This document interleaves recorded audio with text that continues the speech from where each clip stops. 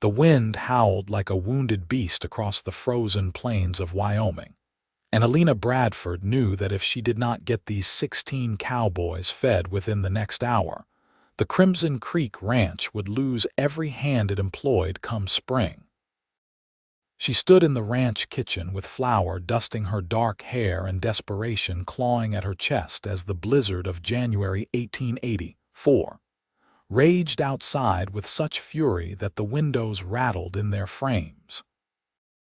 Her father had been dead 3 months, her mother 5 years before that, and at 22 years old, Elena found herself the sole proprietor of a cattle operation that stretched across 3,000 unforgiving acres. The men had been out riding fence lines when the storm rolled in from the north with barely an hour's warning, and now they were trapped in the bunkhouse, cold and hungry, while the temperature plummeted to depths that could kill a man in minutes. She had started cooking at dawn, her hands moving with practiced efficiency through biscuit dough, salt pork, beans, and whatever else she could gather from the larder. The kitchen stove burned hot, fed by logs she had dragged in herself before the snow became too deep to navigate. Every pot and pan she owned simmered or baked with something meant to fill empty bellies and warm, frozen bones. The ranch foreman had made it clear before her father passed that the men expected regular meals and fair treatment, or they would ride for better outfits when the weather broke. Elena could not afford to lose them, not with spring roundup approaching and creditors circling like vultures over a dying calf. Through the frosted window, she could barely make out the shape of the bunkhouse 50 yards away. The world had become nothing but white and gray, a swirling chaos of snow and wind that erased all landmarks and made even that short distance treacherous. She had sent word with young Tommy, the stable boy, that dinner would be ready at noon, but that had been before the storm worsened. Now she wondered if anyone would brave the elements to collect the food, or if she would have to attempt the journey herself.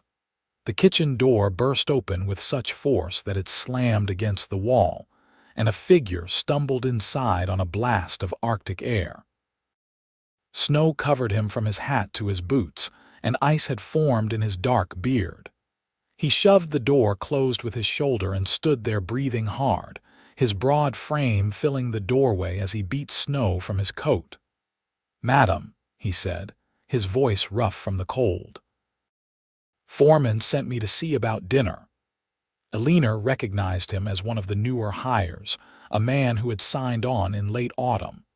Flynn Rourke, she remembered, though he had spoken little in the months he had been at Crimson Creek. He was tall, perhaps 30 years old, with dark hair that curled at his collar and gray eyes that seemed to take in everything without revealing much. He kept to himself mostly, did his work without complaint, and had earned a reputation among the other hands as someone you wanted beside you in trouble. "I was beginning to think no one would come," Elena said, wiping her hands on her apron. "The food is ready, but I do not know how we will transport it in this weather." Flynn pulled off his gloves and flexed his fingers, working feeling back into them. His gaze swept across the kitchen, taking in the array of pots and dishes she had prepared. "That is a considerable amount of food, Miss Bradford. You have been cooking since dawn, I would wager." "The men need to eat," she said simply. "And I need the men if this ranch is to survive another season." Something shifted in his expression, a flicker of respect or perhaps recognition.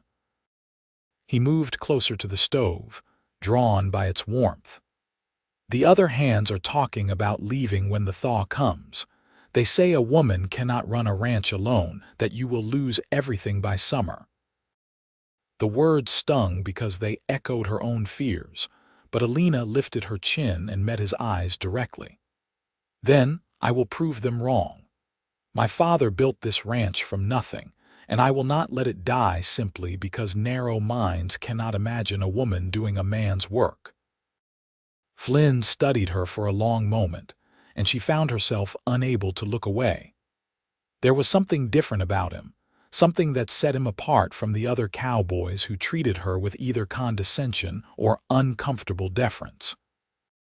He looked at her like she was a person, not a problem to be solved or an obstacle to be circumvented. "I believe you might do it," he said quietly, "though you will need help. Are you offering?" The question came out more sharply than she intended, defensive walls rising automatically. "I am staying," he said. "Through spring, through summer, as long as you need hands. I gave my word when I hired on, and I keep my promises."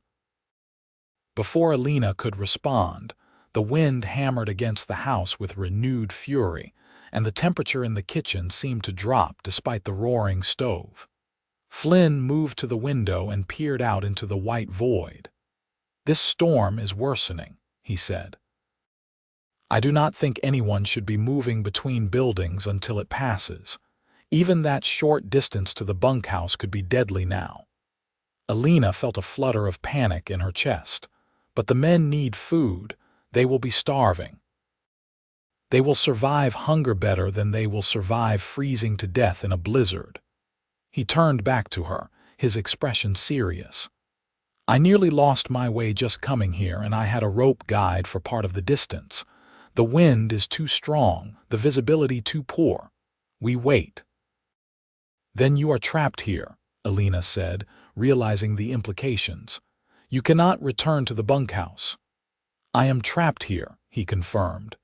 "If that creates a problem for your reputation, I apologize, but I cannot control the weather." She almost laughed at that, though there was little humor in it. "My reputation is already ruined by the simple fact of being a woman who insists on running her own ranch. One more scandal will hardly matter." She gestured toward the table. "You might as well eat, then. No sense in this food going to waste while you are here." They sat across from each other at the worn kitchen table, and Elena served him beef stew thick with vegetables and biscuits still warm from the oven. Flynn ate with the steady efficiency of a man who had known real hunger, but he did not rush or grab. He had manners, she noted, which suggested education or at least a decent upbringing somewhere in his past. "Where are you from?" she asked, surprising herself with the question. She did not usually engage in personal conversation with the ranch hands. Flynn glanced up from his plate. "Pennsylvania originally, Pittsburgh. My father worked in the steel mills." "That is a long way from Wyoming." "It is." He did not elaborate, and Elena found herself curious despite her usual reserve. "What brought you west?" A shadow crossed his face, brief but unmistakable. "The same thing that brings most men west, a desire to leave the past behind and start fresh." She understood that impulse perhaps better than he knew. "And have you found what you were looking for?" Flynn set down his fork and looked at her directly. "I am beginning to think I might have." The words hung in the air between them, carrying a weight that Elena could not quite name. Outside, the blizzard screamed and tore at the world, but inside the kitchen, surrounded by the warmth of the stove and the smell of cooking food, something had shifted. She felt seen in a way she had not experienced since her father's death, perhaps even before that. "Tell me about the ranch," Flynn said, breaking the tension. "Your father started it," Elena nodded, grateful for the safer topic. "He came to Wyoming Territory in 1867, right after the war. He was a Union officer, a captain, and he used his army pay to buy land and cattle. My mother came west with him, which was considered scandalous at the time. She was a Boston lady, educated and refined, and everyone said she would never survive out here. But she did. She did. For 18 years, she ran this household and helped build this ranch alongside my father. She taught me to read and write, to keep accounts, to manage a kitchen and a crew. She died of pneumonia in 1879, and my father never quite recovered from losing her. I think part of him died with her, and the rest just took 5 more years to follow. Flynn absorbed this in silence, then said, "You are very much like her, I think. Stronger than people expect, more capable. How would you know? You never met her." "No, but I have watched you these past months. You work from before dawn until after dark. You keep the books, manage the supplies, plan the roundups. The men think you are just playing at being a rancher, but I have seen operations run by men who do half as much and do it poorly." The praise warmed something in Elena that had been cold for a very long time. "The foreman thinks I should sell to the Miller outfit and move back east. He says I could live comfortably on the proceeds and find a husband to take care of me." "Is that what you want?" "No." The word came out fierce and immediate. "This ranch is my home, my legacy. I will not abandon it because the world thinks women should be decorative and helpless." Flynn smiled, a genuine expression that transformed his usually serious face. "Then I will help you prove the world wrong." The storm raged for 3 days, and Flynn remained in the ranch house because attempting to reach the bunkhouse would have been suicide. They fell into an unexpected partnership, working side by side to keep the kitchen running and prepare meals for the ranch hands. Elena cooked, and Flynn braved the short but treacherous journey to the bunkhouse twice daily, carrying baskets of food through wind and snow that threatened to tear him from his feet. He strung a rope line between the buildings on the second day, using the brief respite when the wind died down enough to work. After that, the trips became marginally safer, though still dangerous. Between the meals and the storms, they talked. Elena learned that Flynn had left Pittsburgh after his younger brother died in a mill accident, a tragedy that had shown him how quickly lives could be ground up in the machinery of industrial progress. He had worked on ranches in Colorado and Montana before drifting to Wyoming, carrying with him a deep understanding of cattle and horses that went beyond the basic skills of most cowboys. He read books when he could get them, poetry and history mostly, and he had a way of describing things that suggested a soul hungry for beauty in a harsh world. Flynn learned that Elena had been running the ranch in all but name for the 2 years before her father died, as illness had sapped his strength and clouded his judgment. She had negotiated contracts with buyers, hired and fired men, decided which breeding stock to keep and which to sell. Her father had trusted her completely, but the world at large was less generous. Creditors questioned her signature on documents. Suppliers tried to cheat her on prices. Other ranchers treated her as a temporary aberration, assuming she would fold or marry within a year. "I will not marry simply to save the ranch," Elena said one evening as they sat at the kitchen table, the wind howling outside. "I saw what my parents had, true partnership and love, and I will not settle for less. I would rather fail alone than succeed as some man's subordinate." Flynn had been mending a tear in his coat, needle and thread moving with surprising dexterity through the heavy fabric. He looked up at her words, his gray eyes serious in the lamplight. "Marriage should be a partnership, not a transaction. Your parents understood that. Did yours?" He was quiet for a moment, then nodded slowly. "They did, yes. My mother was a seamstress, and my father believed she was the smartest person he ever met. He used to say that she could solve problems the mill engineers could not figure out, just by looking at things from a different angle. When she died, he was lost. How old were you?" 14. Old enough to go to work in the mills alongside him and my brother. Elena could picture it, a boy forced into manhood too early, losing his childhood to necessity and grief. "I am sorry. It was a long time ago." Flynn tied off the thread and bit it cleanly with his teeth. "But it taught me that life is shorter and more fragile than we like to think. We should not waste it on things that do not matter or people who do not see our value." The words resonated in the warm kitchen, and Elena found herself wondering what it would be like to be seen by this man, fully and completely, without judgment or expectation. The thought was dangerous, she knew. He was her employee, a cowboy who could drift away with the changing seasons. She could not afford to let her heart become entangled with someone so fundamentally unmoored. But when Flynn looked at her across the table, something in her chest tightened with a longing she had not allowed herself to feel in years. On the morning of the fourth day, the storm broke.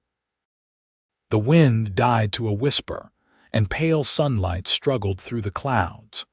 The world outside had been transformed into a landscape of white drifts and glittering ice. The thermometer outside the kitchen window read 10 degrees below zero, and the cold was so intense that it burned exposed skin within seconds. Flynn prepared to return to the bunkhouse, bundling himself in every layer he could find. Elena watched him dress, feeling an unexpected reluctance to see him go. These 3 days had been strange, suspended outside normal time, and she had grown accustomed to his presence in a way that both comforted and frightened her. "The men will need checking on," Flynn said as he pulled on his gloves. "We lost some stock in this storm, certainly, but the cattle have thick winter coats and sense enough to find shelter.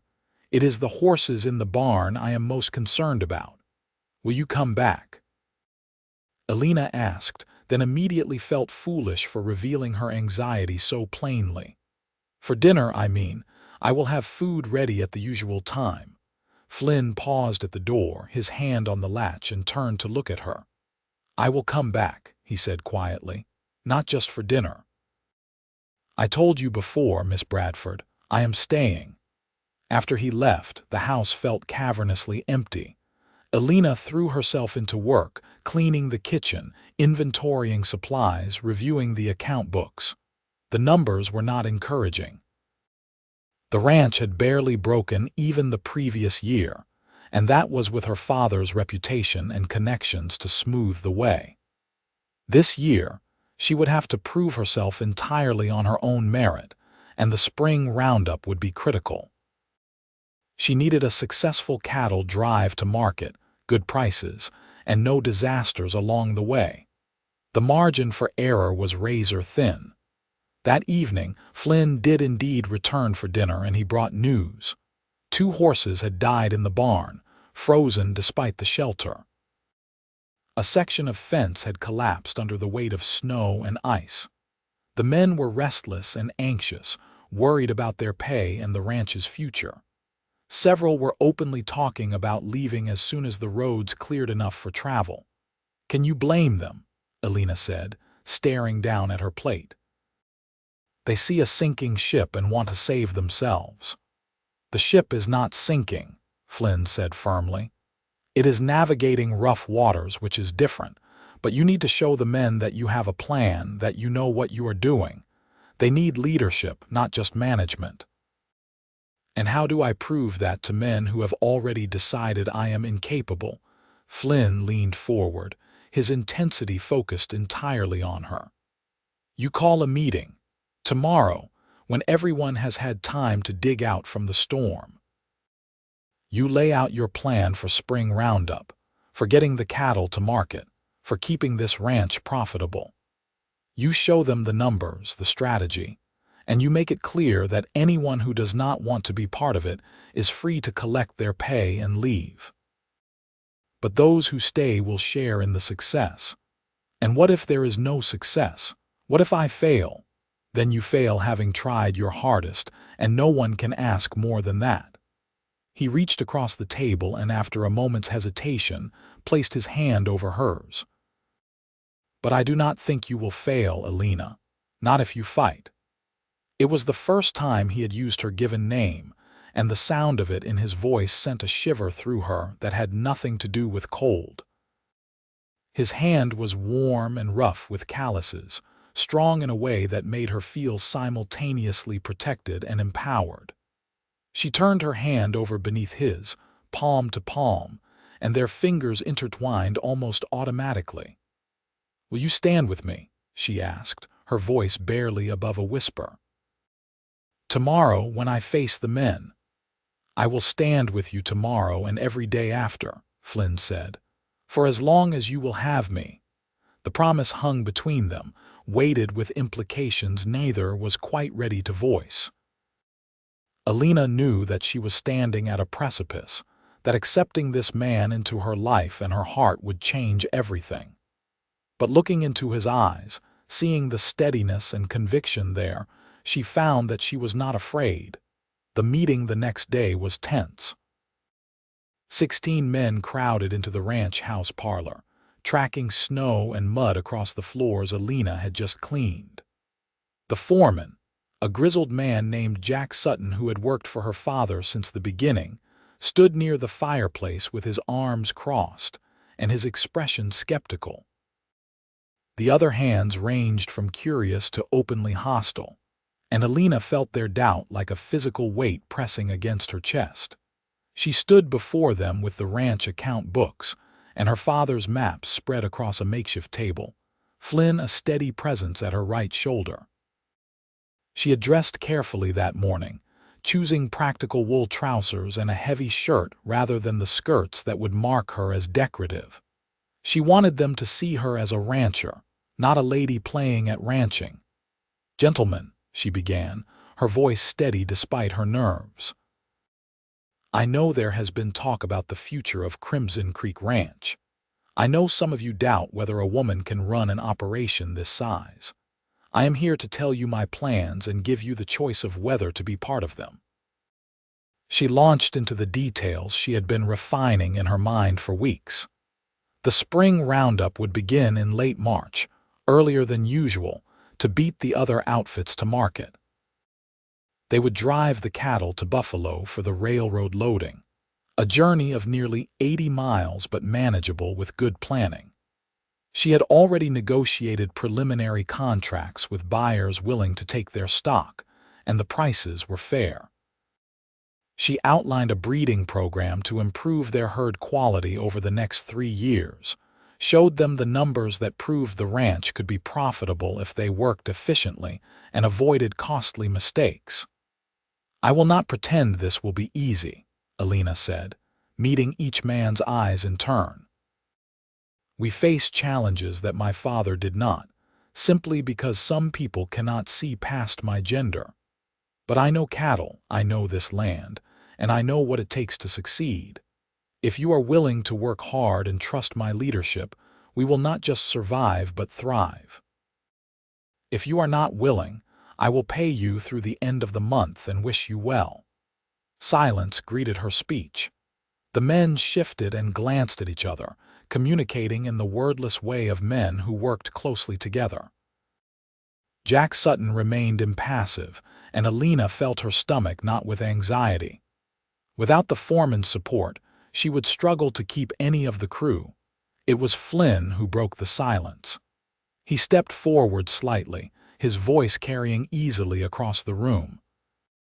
"I have worked on ranches from Colorado to Montana, for men who ran operations half this size with twice the trouble.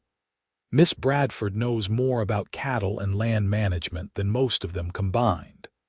I am staying on through spring and beyond, and I encourage the rest of you to do the same. This ranch has a future and we can be part of building it." Another silence, briefer this time, and then one of the older hands, a man named Pete who had been with the ranch for 7 years, nodded slowly. "I reckon I will stay. The pay is fair and I have seen worse bosses." Others murmured agreement and Elena felt hope kindle in her chest. But Jack Sutton remained unmoved, his weathered face unreadable. As the foreman, his word carried immense weight. If he left, at least half the crew would follow. "Jack," Elena said directly, "you worked with my father for 17 years. You helped build this ranch from raw land into what it is today. Will you help me keep it alive?" The foreman was quiet for a long moment, his gaze moving from Elena to Flynn and back again. Then, slowly, He unfolded his arms and straightened his shoulders. "Your father was the best man I ever worked for," Jack said gruffly. "And toward the end, it was you making most of the decisions that kept us afloat, even if you did it in his name. I will stay, Miss Bradford. But I expect you to listen when I give advice, and I expect you to make the hard calls when they need making." "I can promise you both of those things," Elena said, relief flooding through her. With the foreman's endorsement, the rest of the crew fell in line. They would stay, at least through spring roundup and the cattle drive. It was not a permanent victory, but it was enough for now. As the men filed out to return to their work, Flynn lingered behind. "You did well," he said when they were alone. "They respect you now, whether they fully realize it yet or not." Elena sagged against the table, suddenly exhausted. "I could not have done it without you. When you spoke up, it changed the entire atmosphere. I only said what I believed to be true." Flynn moved closer, and she could feel the warmth radiating from him in the cold room. "You are remarkable, Elena. Surely you know that." She looked up at him, at the sincerity in his face, and something inside her that had been locked tight for years began to crack open. "I know that I am grateful you stayed through the storm, and that I am grateful you are here now." "I nearly was not," Flynn said quietly. "When the blizzard hit, the other men wanted to draw straws to see who would make the run to the house for food. I volunteered immediately because I could not bear the thought of someone else spending those days with you. That is when I knew." "Knew what?" "That I was falling in love with you." The words hung in the air, impossible to take back, and Elena's breath caught in her throat. She had felt the pull between them, the growing connection, but hearing it spoken aloud made it real in a way that terrified and thrilled her in equal measure. "Flynn," she began, but he held up a hand. "You do not have to say anything. I know this complicates everything. I am your employee and you have a ranch to save, and the last thing you need is romantic entanglement. But I wanted you to know. I wanted to be honest because that is what you deserve." Elena stepped closer to him, close enough to feel his breath on her face, to see the flecks of darker gray in his eyes. "What if I told you that I have been thinking about you every moment since the storm ended? That your absence from this house made the rooms feel empty and cold? What if I said that I am falling in love with you too, and I do not care if it complicates things?" Flynn's expression transformed, hope and joy and desire all mixing together. He reached up slowly, giving her every opportunity to pull away, and cupped her face in his hands. His palms were rough and warm, and she leaned into the touch like a flower turning toward the sun. "Then I would say that I am the luckiest man in Wyoming," he whispered. "And I would ask if I could kiss you." "Yes," Elena breathed, and then his lips were on hers, gentle and questioning at first, then deeper as she responded with all the longing she had been suppressing. The kiss tasted like hope and new beginnings, like coming home to a place she had never known she was searching for. When they finally broke apart, both breathing hard, Flynn rested his forehead against hers. "I cannot imagine life without you," he said, the words raw and honest.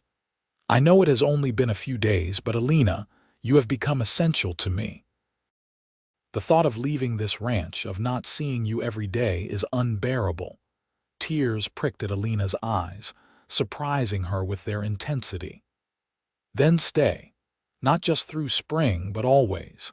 Help me build this ranch into something that would make my parents proud. Be my partner in every sense of the word. Are you asking me to marry you?" Flynn's tone was teasing, but his eyes were serious. "Eventually, perhaps. But for now, I am asking you to stay and see where this leads us. I am asking you to believe in me, in us, in the possibility that we can build something real together." "I already believe in all of those things," Flynn said. He kissed her again, softer this time, a promise rather than a question. "I am yours, Elena Bradford, for as long as you will have me." The spring roundup began on March 28th, weeks earlier than most outfits started their work. Elena had gambled that an early start would give them an advantage in getting cattle to market before the glut of supply drove prices down. Flynn had helped her plan every detail, from the routes the hands would ride to the locations of temporary camps. He had proven himself invaluable not just as a cowboy, but as a strategist, seeing problems before they developed and offering solutions that were both practical and innovative. Their relationship had deepened through the long winter months following the blizzard. They were careful around the other hands, maintaining professional boundaries in public, but in the evenings, Flynn would come to the ranch house and they would spend hours together. Sometimes they discussed ranch business, poring over maps and account books. Other times they simply talked, sharing stories from their pasts and dreams for their futures. And sometimes they sat in comfortable silence, Flynn reading aloud from whatever book he had managed to obtain, while Elena mended clothes or worked on embroidery. The physical intimacy between them had grown slowly, carefully, both of them aware that her reputation and the ranch's stability hung in a delicate balance. They kissed, touched, held each other with a tenderness that spoke of deep feeling rather than mere desire. Elena had never felt so cherished, so seen and valued for exactly who she was. Flynn treated her as an equal in all things, sought her opinions, trusted her judgment, and supported her decisions even when he had doubts. The roundup itself was brutal work. Spring in Wyoming was unpredictable, with warm days followed by sudden cold snaps and late snow squalls. The cattle had scattered across the range during winter, and gathering them required long days in the saddle, roping and branding and moving animals that had grown half wild during the idle months. Elena worked alongside the men, pushing herself as hard or harder than anyone. She needed them to see that she was not asking them to do anything she would not do herself. Flynn was never far from her side. He had a gift with horses and cattle, a calm authority that made difficult animals settle and cooperate. Jack Sutton had grudgingly admitted that Flynn was one of the best hands he had ever seen, and the other cowboys had accepted him fully into their ranks. But Elena knew that Flynn stayed close to her not just because of the work, but because he worried about her safety. The range was full of dangers, from ornery bulls to sudden storms to the simple hazards of a horse stumbling in rough terrain.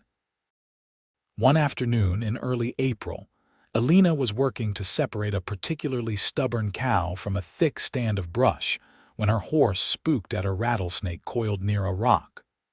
The horse reared and bolted, and Elena felt herself sliding from the saddle. She hit the ground hard, the impact driving the air from her lungs, and lay stunned for a moment while her horse thundered away across the prairie. Flynn was off his own mount and at her side within seconds, his face pale with fear. "Elena, are you hurt? Can you move?"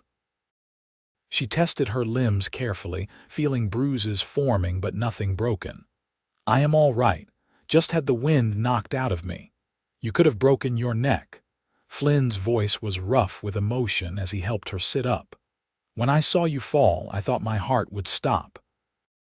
"I am fine," she insisted, though she was shaken. "It is part of the work, you know that." "I know, but that does not make it easier to watch." Flynn pulled her against his chest, heedless of the fact that several of the other hands were within sight. "I cannot lose you, Elena, not now, not ever." She felt his heart hammering against her cheek and realized that his fear had been genuine and profound. "You will not lose me. I am tougher than I look."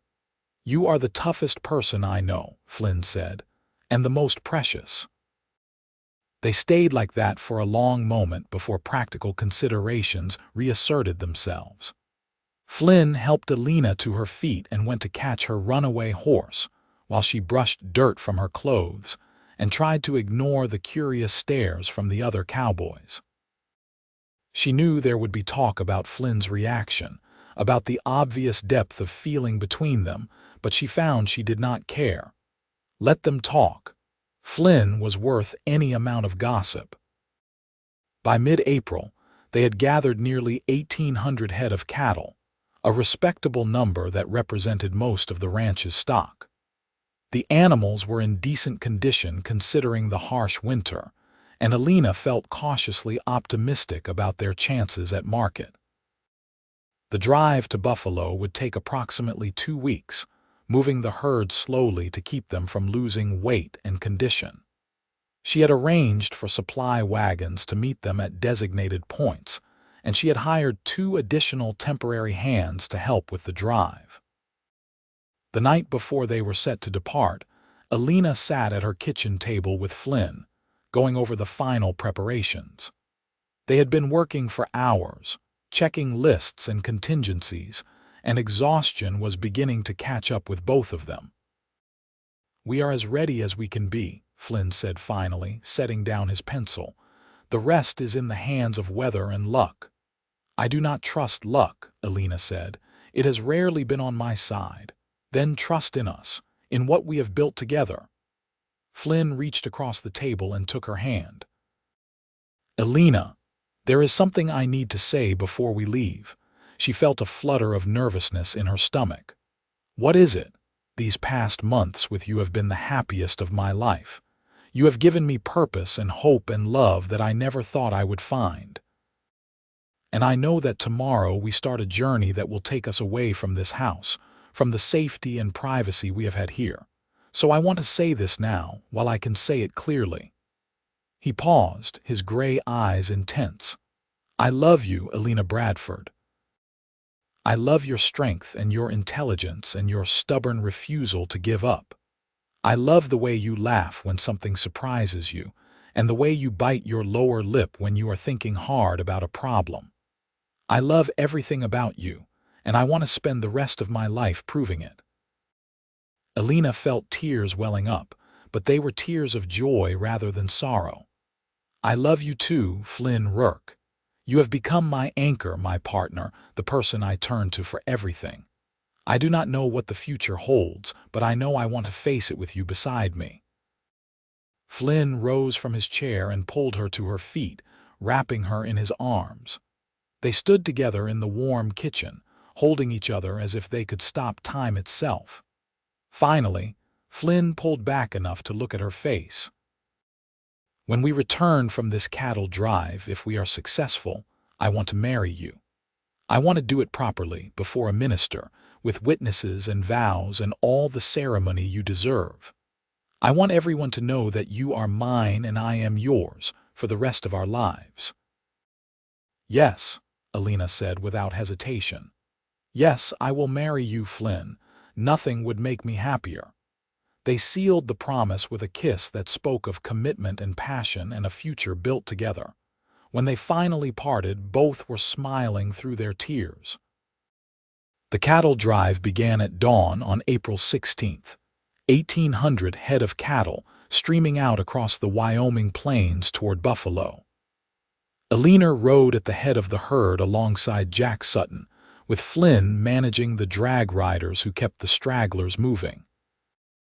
It was dusty, exhausting work, the kind that tested every skill a person possessed. The cattle needed constant supervision, as they would spook at shadows or try to break away from the herd at the slightest provocation. The first few days went smoothly, blessed with mild weather and cooperative livestock. They made good progress, covering 12 to 15 miles each day. At night, they made camp and took turns on watch, guarding against predators and preventing the cattle from drifting. Elena slept in the supply wagon, while the men bedded down around the campfire. It was not proper for her to sleep among them, and besides, she needed the privacy to maintain some semblance of feminine dignity after spending all day covered in dust and smelling of cattle. On the 5th night, Flynn drew watch duty during the hours just before dawn, the coldest and most difficult shift. Elena could not sleep, restless with worry about 1,000 things that could go wrong. She rose from her bedroll in the wagon and wrapped a blanket around her shoulders, then climbed down quietly to avoid waking the sleeping cowboys. She found Flynn on the far side of the herd, sitting his horse and scanning the darkness for any sign of trouble. He turned at the sound of her approach, and even in the dim starlight she could see his smile. "You should be sleeping," he said softly. "Tomorrow will be another long day. I could say the same to you." Elena guided her horse alongside his. "I could not sleep. Too many worries chasing each other around my head. The drive is going well. We are making good time and we have not lost any significant numbers. I know. But success feels too fragile, like it could shatter at any moment." She looked out across the dark mass of cattle, their forms barely visible in the night. What if we get to Buffalo and the buyers have changed their minds? What if the prices have dropped? What if we cannot sell and have to bring the herd back, having wasted all this effort and expense? Flynn reached over and took her hand, his touch grounding her. "Then we will face it together and find another solution, but I do not believe that will happen. You planned carefully, secured commitments, did everything right. Have faith in your own abilities." "I have more faith in us than in myself alone," Elena admitted. "You make me braver than I would be on my own." "That is what love does," Flynn said. "It gives us strength we did not know we possessed, and for what it is worth, you make me braver too." They sat together in the pre-dawn darkness, hands clasped, drawing comfort from each other's presence. Above them, the stars wheeled slowly across the sky, indifferent to human struggles but beautiful nonetheless. Elena thought about how her life had changed since that blizzard, how a storm that could have destroyed everything had instead brought her the greatest gift she could imagine. "When we marry," she said quietly, "I want to do it at the ranch, outside under the sky. My mother always said that the best things in life happened under open sky, where God could see and bear witness." "That sounds perfect," Flynn said. "Though I would marry you anywhere in any manner as long as the result was the same." "And what result is that, being able to call you my wife?" "Being able to spend every day and night with you, building a life and a future together. Growing old beside you if we are blessed with that much time." Elena leaned toward him, awkward on horseback but needing the connection, and they kissed with the gentleness of two people who had learned to treasure each moment. When they separated, the eastern horizon was beginning to lighten with the first hint of dawn. "You should get some rest," Flynn said. "I will wake you when it is time to move the herd." Elena nodded reluctantly and guided her horse back toward camp, but she carried the warmth of their conversation with her like a candle flame cupped against the wind. The final week of the cattle drive brought challenges that tested everyone's endurance. A sudden storm scattered part of the herd, requiring 2 days of hard work to gather the missing cattle. One of the temporary hands was injured when his horse stepped in a prairie dog hole and threw him, and they had to leave him at a small settlement to recover while they continued on. Several cattle developed foot problems from the long journey, and they had to cull those animals from the herd and sell them to a local rancher at a reduced price. Through it all, Elena maintained a calm exterior even when she was screaming with frustration inside. The men looked to her for leadership, and she could not afford to show weakness or doubt. Flynn was her constant support, handling problems before they reached her when possible, offering quiet encouragement when they did. Jack Sutton had warmed to her considerably over the course of the drive, and now he defended her decisions to any hand who questioned them. On April 30th, they reached Buffalo, Wyoming, and drove the herd into the holding pens near the railroad loading station.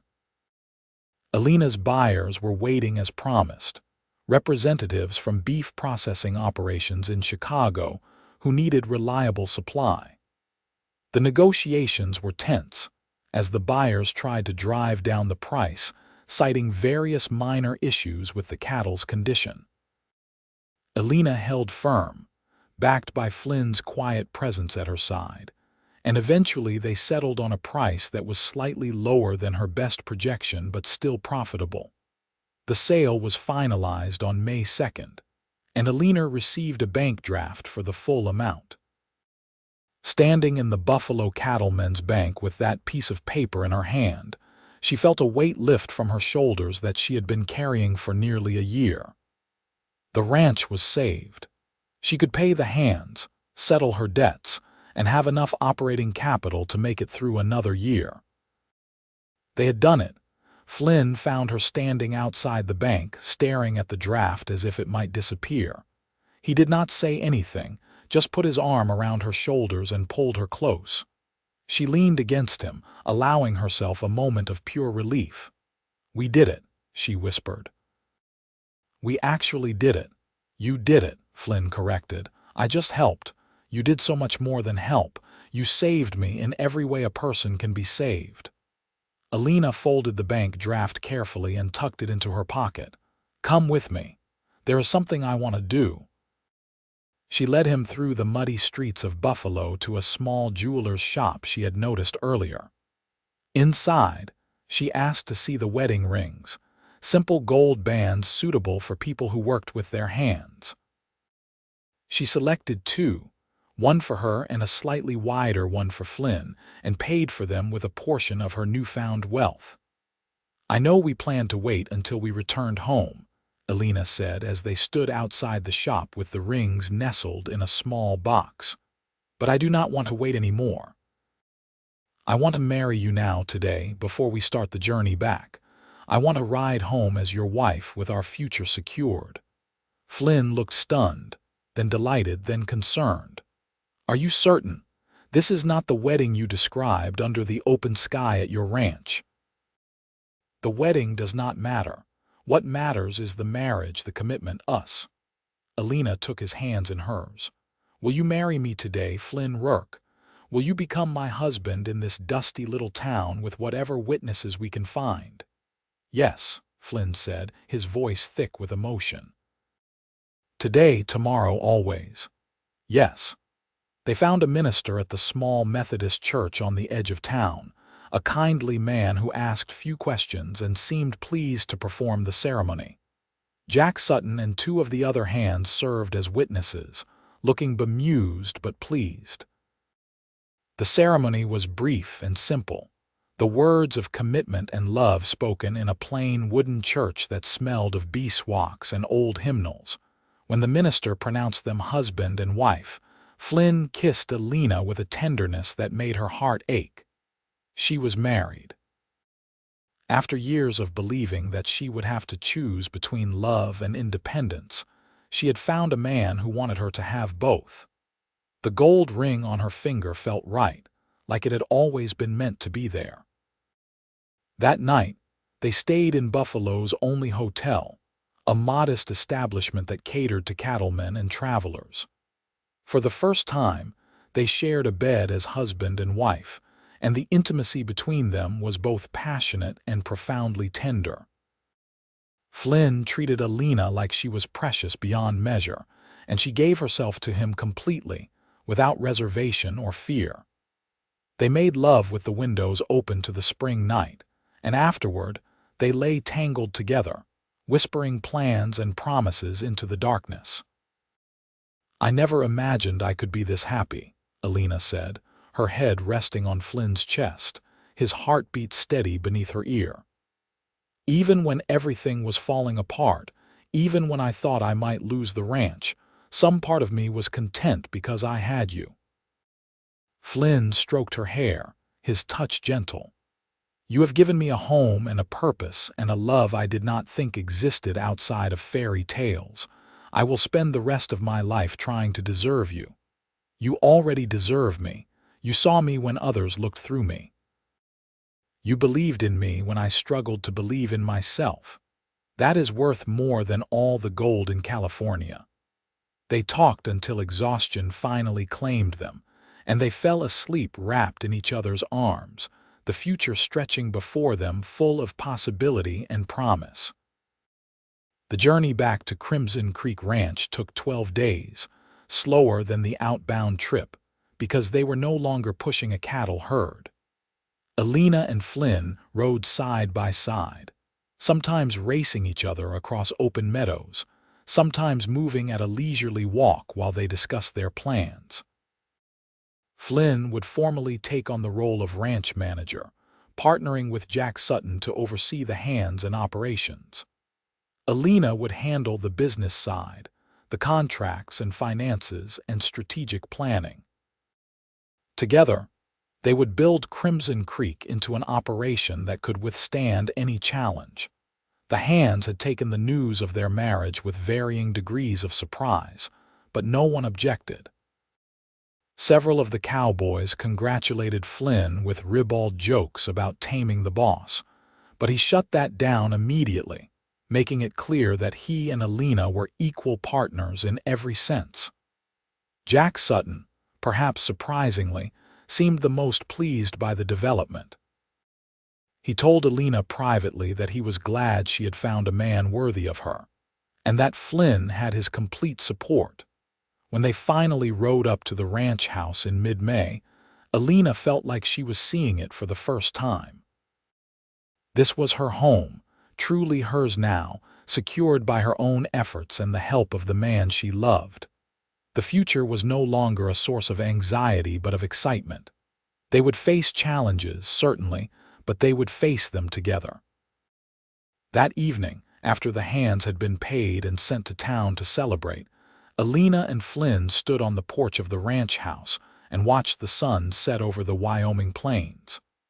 The sky blazed with orange and gold and deep purple, a display of natural beauty that took her breath away. "Do you remember what you said during the blizzard?" Elena asked, leaning against Flynn's side. "When you were trapped in the house with me, I said many things during those days. You said you could not imagine life without me." Flynn turned to face her, his hands coming up to frame her face. "I still cannot. Every morning I wake up grateful that you are in my life, and every night I fall asleep thanking whatever force brought me to this ranch to you." "I am grateful too," Elena said. "Grateful for the storm that kept you with me. Grateful for your courage in staying when others wanted to leave. Grateful for your love that has made me stronger and happier than I ever thought possible." They kissed as the last light faded from the sky, two people who had found each other against improbable odds and built something real and lasting. Behind them, the ranch house glowed with lamplight, a beacon of warmth and home. Before them, the land stretched out into darkness, full of challenges but also full of promise. The years that followed were not without difficulty. There were droughts and harsh winters, market fluctuations and equipment failures, cattle diseases and 100 other problems that came with running a ranch in the unforgiving West. But Elena and Flynn faced each challenge together, their partnership growing stronger with each passing season. In the spring of 1885, Elena discovered she was pregnant. The news filled her with equal parts joy and terror, as she knew the dangers of childbirth on the frontier. Flynn was attentive to the point of being overprotective, trying to keep her from working too hard, but Elena was stubborn. She continued managing the ranch throughout her pregnancy, only slowing down in the final weeks before the birth. Their son was born in January of 1886, during a cold snap that reminded Elena of the blizzard that had brought Flynn into her life. The labor was long and difficult, but Flynn stayed by her side throughout, holding her hand and whispering encouragement. When the baby finally arrived, red-faced and squalling, Elena wept with relief and joy. They named him Thomas after Flynn's father, and he was perfect. Dark-haired like his father, with his mother's determined chin. Flynn proved to be a devoted father, somehow managing to balance ranch work with helping care for the baby. Elena marveled at this man, who could handle difficult cattle and rowdy cowboys, but turned gentle and patient with their tiny son. As Thomas grew, Elena began planning for the ranch's long-term future. She wanted to build something that would last for generations, a legacy for their children and grandchildren. Flynn supported every idea, contributing his own insights and helping refine her plans. They expanded the ranch gradually, buying adjacent land when it became available, improving their breeding stock, investing in better equipment and facilities. By 1887, Crimson Creek Ranch was recognized as one of the most well-run operations in Wyoming territory. Other ranchers, even those who had initially dismissed Elena, began seeking her advice on management and breeding practices. She became known not as a woman pretending to be a rancher, but simply as a skilled rancher who happened to be a woman. Flynn, for his part, was offered management positions at larger outfits, but he always refused. His place was at Crimson Creek with Elena and Thomas, building the life they had dreamed of together.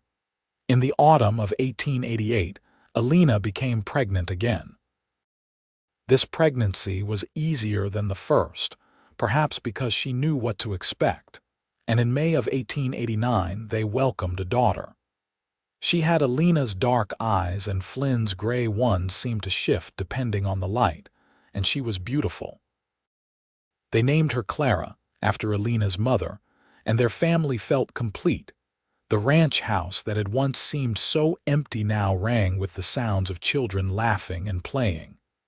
Flynn built Thomas a rocking horse and taught him to ride a gentle pony as soon as he was old enough. Elena sewed clothes for Clara and sang her the same lullabies her own mother had sung. In the evenings, they would gather as a family, Flynn reading aloud while Elena mended clothes and the children played at their feet. Jack Sutton eventually retired in 1890, entrusting the foreman position to a younger man he had trained personally. On his last day, he told Elena that her father would be proud of what she had accomplished, and that he considered it an honor to have worked for her. Elena hugged the old cowboy, tears streaming down her face, and thanked him for believing in her when so many others had not. As the century drew to a close, Elena and Flynn found themselves looking back on more than 15 years of marriage and partnership. They had weathered every storm, literal and figurative, and emerged stronger each time. The ranch was prosperous and stable, their children healthy and happy, their love as deep as it had ever been. One winter evening in December of 1899, Elena and Flynn sat before the fireplace in their parlor, watching the flames dance and listening to the wind howl outside. Thomas, now 13, was reading in his room, and Clara, 10, was already asleep upstairs. It was a peaceful moment, the kind that Elena had learned to treasure. "You ever think about that blizzard?" Flynn asked, his arm around Elena's shoulders. "The one that kept me trapped in this house with you. I think about it often," Elena admitted. "It was the beginning of everything for us. If the storm had not come, if you had not been the one to volunteer to fetch food, if we had not spent those days together, where would we be now?" "I would have found my way to you eventually," Flynn said with certainty. "Some things are meant to be, and we were always meant to find each other." "Do you regret anything? Staying when you could have left, binding yourself to a struggling ranch and a stubborn woman?" Flynn kissed the top of her head, his lips lingering in her hair. "My only regret is that I did not find you sooner. Every day with you has been a gift, Elena. Every challenge we have faced together. Every joy we have experienced, we have shared. I cannot imagine life without you, and I never want to try." Elena turned in his arms to face him, seeing the silver that was beginning to thread through his dark hair. the lines that years of sun and wind had etched around his eyes. He was even more handsome now than he had been that day he stumbled into her kitchen covered in snow, because now his face held the history of their life together. "I love you," she said simply. "More today than yesterday, and I will love you more tomorrow than today." "And I love you," Flynn replied, "always and forever, until my last breath and beyond." They sat together as the fire burned low and the wind sang its winter song outside. Two people who had found each other in the midst of a storm, and built a life that was richer and fuller than either could have imagined alone. The ranch they had saved together would pass to their children and their children's children, a legacy of hard work and determination and love that refused to be defeated. Outside, snow began to fall, soft and gentle this time, covering the Wyoming plains in white. But inside the ranch house, all was warmth and light, and the quiet contentment of two people who had found their home in each other's hearts. The years continued to roll past, bringing with them the new century and all the changes it carried. Wyoming became a state in 1890, and Elena voted in every election, exercising the rights that the territory and then the state granted to women decades before the rest of the nation would follow. Flynn supported her political interests, often accompanying her to town meetings where they both advocated for improvements to roads and schools. Thomas grew into a young man who loved the ranch as much as his parents did. He had inherited his father's way with horses and his mother's head for business, and by the time he was 18, he was managing significant portions of the operation. Clara proved to be equally capable, though her interests ran more toward the breeding and veterinary aspects of ranching. She had a gift for understanding animals, and she could diagnose problems that stumped even experienced cattlemen. In 1905, when Thomas was 19 and announced his intention to marry a neighbor's daughter, Elena felt the bittersweet pang of watching her child step into adulthood. The young woman, Sarah, was kind and hardworking, and Elena could see that Thomas loved her with the same depth of feeling Flynn had shown her all those years ago.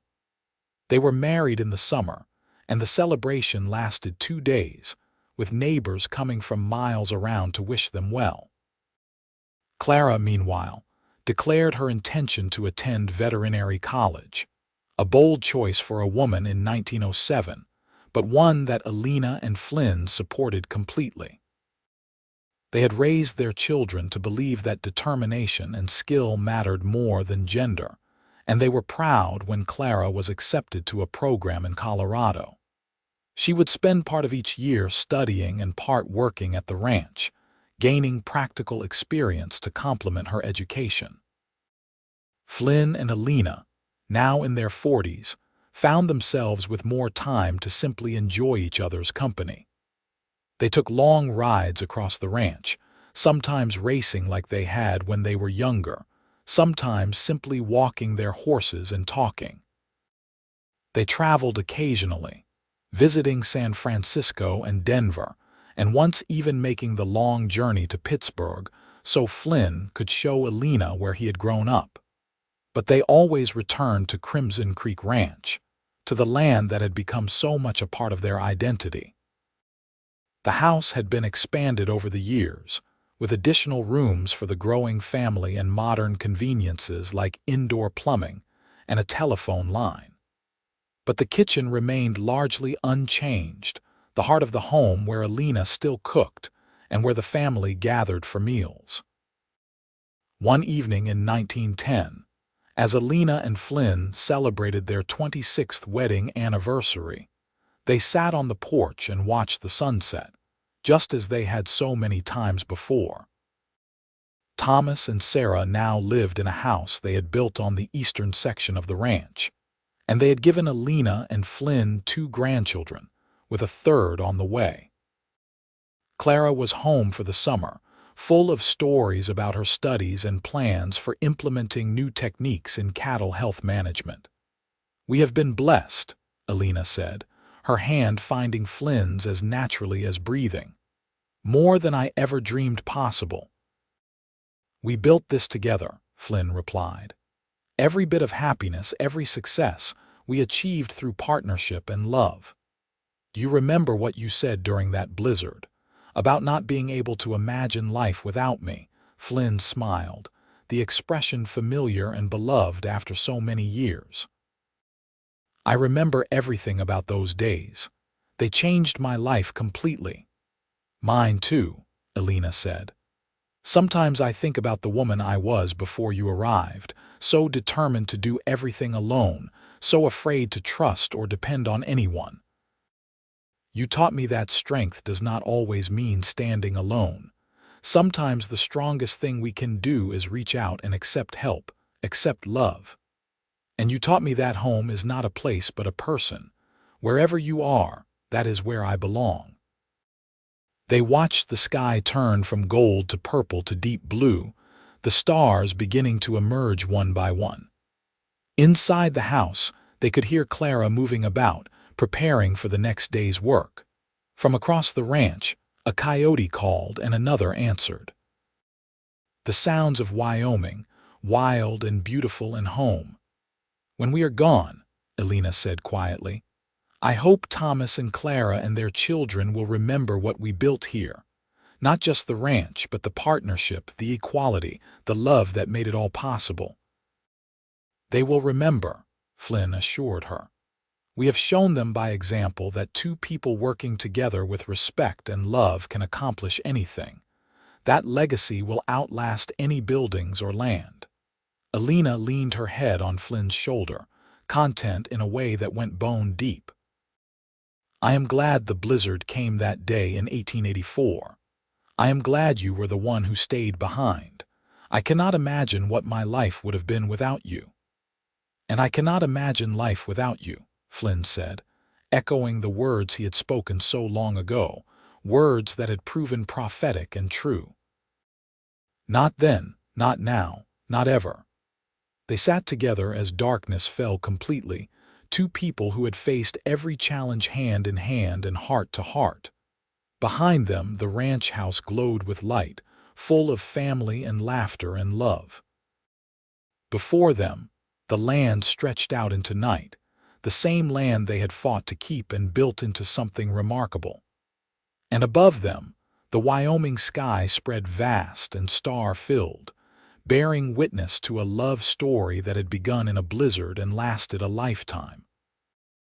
The years continued their steady march, bringing joys and sorrows as all years do. Elena's health began to decline in 1918, a lingering respiratory weakness that the doctor attributed to a lifetime of hard work in harsh conditions. Flynn, now in his 60s, devoted himself to caring for her, even as she insisted she was fine, and tried to continue managing ranch affairs from her bed. Thomas had taken over most of the day-to-day operations by then, proving himself every bit as capable as his parents had been. Clara, despite earning her veterinary credentials, had chosen to remain at the ranch rather than establish a practice elsewhere. She married in 1915, a fellow veterinarian she had met during her studies, and they worked together to improve animal health across several counties. On a spring morning in 1920, Elena woke to find Flynn sitting beside her bed, just as he had been for weeks. The early light made his silver hair shine, and she thought he had never looked more handsome. He held her hand gently, his thumb tracing circles on her palm the way he had done for 35 years. "Good morning," she whispered, her voice weak but steady. "Good morning, my love," Flynn replied. "How are you feeling?" "Tired," Elena admitted, "but peaceful." "Flynn, I need you to know something. You can tell me anything. You always could. I have lived a remarkable life far beyond anything I imagined possible, and every good thing in it, every moment of joy and accomplishment has been connected to you. You were my partner, my love, my best friend. You made me better than I ever could have been alone." Flynn's eyes filled with tears, but he smiled. "You gave my life meaning and purpose. You showed me what true partnership looks like. I love you, Elena, more than words can express." "I love you too," Elena said. "Promise me you will not mourn too long. Promise me you will live fully, enjoy our children and grandchildren, and know that I am always with you." "I promise," Flynn said, though his voice broke on the words. Elena closed her eyes, content and ready. She had lived on her own terms, loved deeply, built something that would last. There were no regrets, no unfinished business. She had been blessed beyond measure, and she was grateful for every moment. She passed peacefully 3 days later, surrounded by family, Flynn holding her hand to the very end. He was 66 years old and had just lost the center of his world. The funeral was attended by hundreds of people from across Wyoming and beyond. Elena Bradford Rourke had become something of a legend in ranching circles, a woman who had defied expectations and built an empire through intelligence, determination, and hard work. But to those who knew her best, she was simply a woman who had loved deeply and lived authentically, true to herself and those she cared about. Flynn lived another 8 years after Elena's passing. He remained active in ranch operations, teaching his grandchildren everything he knew, passing on the skills and values that he and Elena had held dear.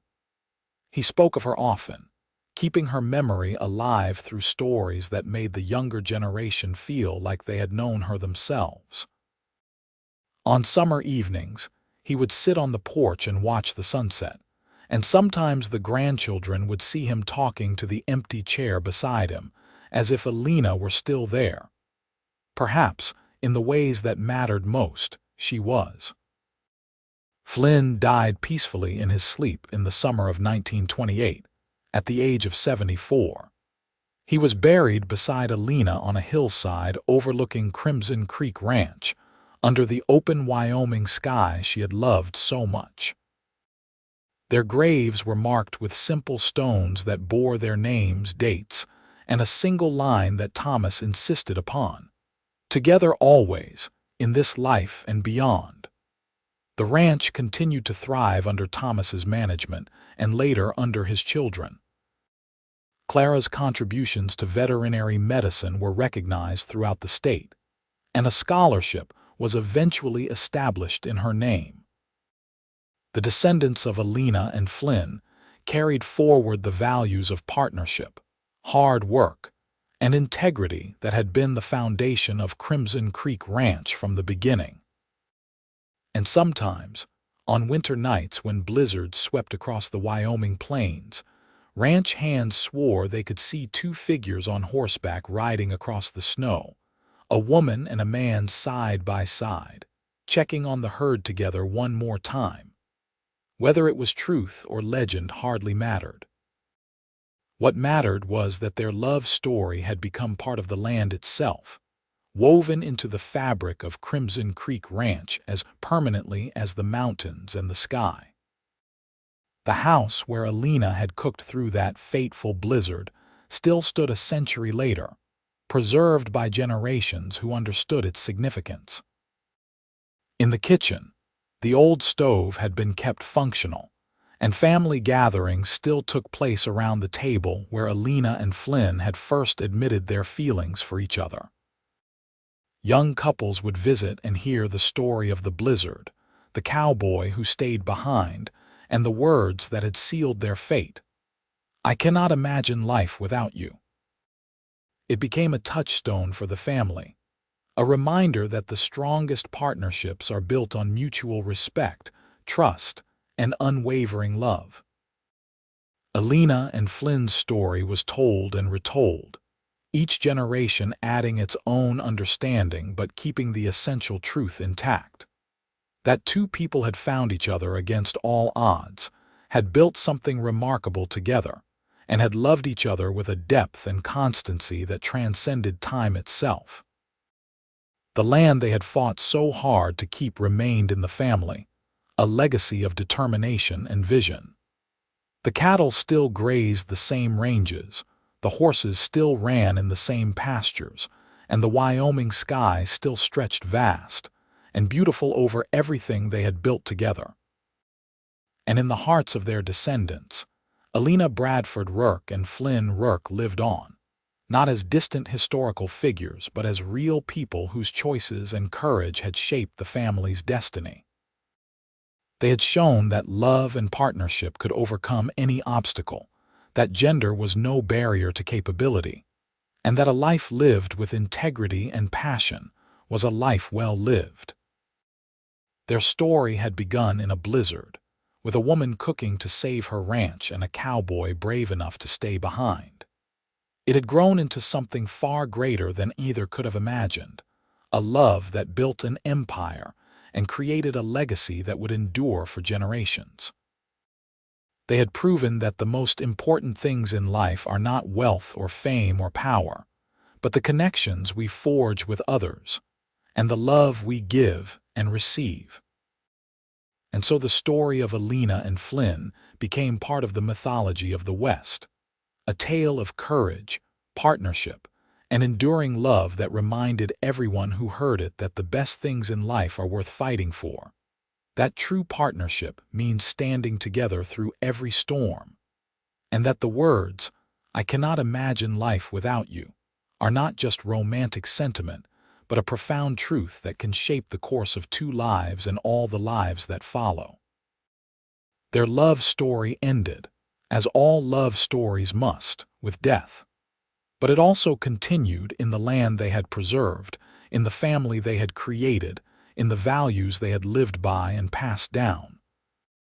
Every spring roundup, every successful cattle sale, every sunset watched from the porch of the ranch house was a testament to what they had built together.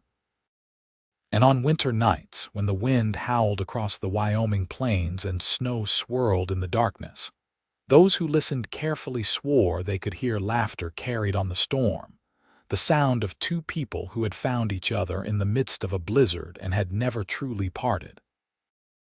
Their bodies might lie beneath the earth on that hillside, but their spirits remained, forever entwined, forever together, forever a reminder that real love never dies but becomes part of the very land it was built upon. This was the legacy of Elena Bradford Rourke and Flynn Rourke. A ranch that prospered, a family that thrived, and a love story that proved that the strongest partnerships are built on equality, respect, and a devotion so deep that even death cannot diminish it. They had lived fully, loved completely, and left behind something that would endure long after they were gone. And in the end, that was everything they had hoped for and more than they had ever dreamed possible. Two people who had started as strangers, brought together by chance and circumstance, had built a life of such richness and meaning that it continued to inspire generations yet unborn. Their story was the Wild West at its finest, full of challenge and triumph, hardship and reward, and above all, the transformative power of love that sees beyond convention to the essential truth of two people recognizing in each other the partner they had been searching for all their lives.